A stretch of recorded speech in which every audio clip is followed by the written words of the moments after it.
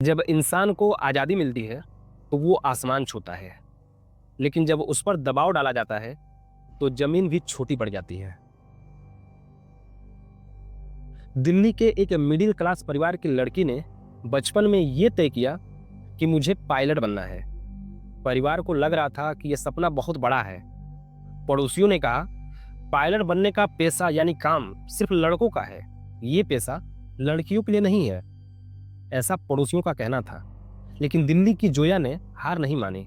2013 में वो भारत की सबसे कम उम्र की महिला पायलट बनी, जिसने बोइंग 777 जैसा विशाल विमान उड़ाया। लेकिन उनकी सबसे बड़ी पहचान बनी 2021 में, जब उन्होंने नॉर्थ पोल के ऊपर से उड़ान भरकर सैन फ्रांसिस्को से लेकर बेंगलुरु तक, यानी दुनिया के सबसे लंबे नॉन स्टॉप वाले रूट पर सिर्फ महिला क्रू का नेतृत्व किया। आज उनका नाम SFA म्यूजियम में है और वो भारत की पहली और एकमात्र जीवित महिला मेंबर है। क्या ये सिर्फ पायलट बनने की कहानी है?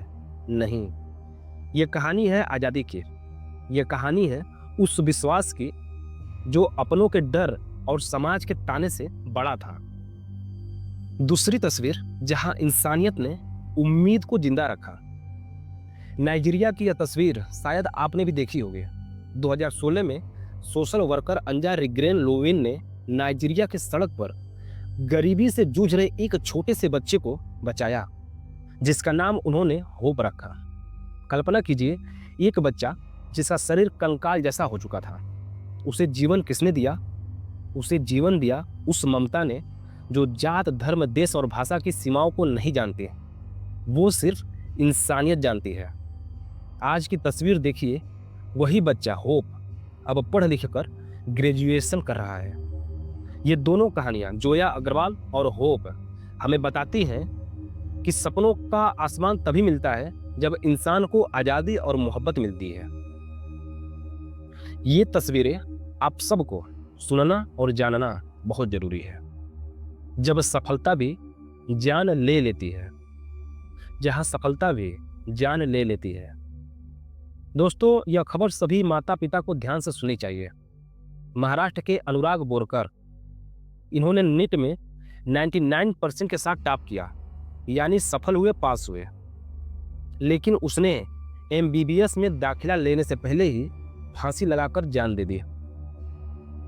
और मालूम है सुसाइड नोट में क्या लिखा था? मुझे डॉक्टर नहीं बनना है, बिजनेसमैन भी उतना कमा सकता है। 5 साल MBBS और फिर MD, मुझे ये सब नहीं करना है। आपको मालूम है अनुराग ने आत्महत्या क्यों की? क्योंकि वो अपने सपने नहीं जी रहा था, वो दबाव में था। समाज का दबाव, परिवार की उम्मीदों का बोझ। हम अक्सर भूल जाते हैं कि हमारे बच्चे हमारी उम्मीदों को पूरा करने वाली मशीन नहीं है।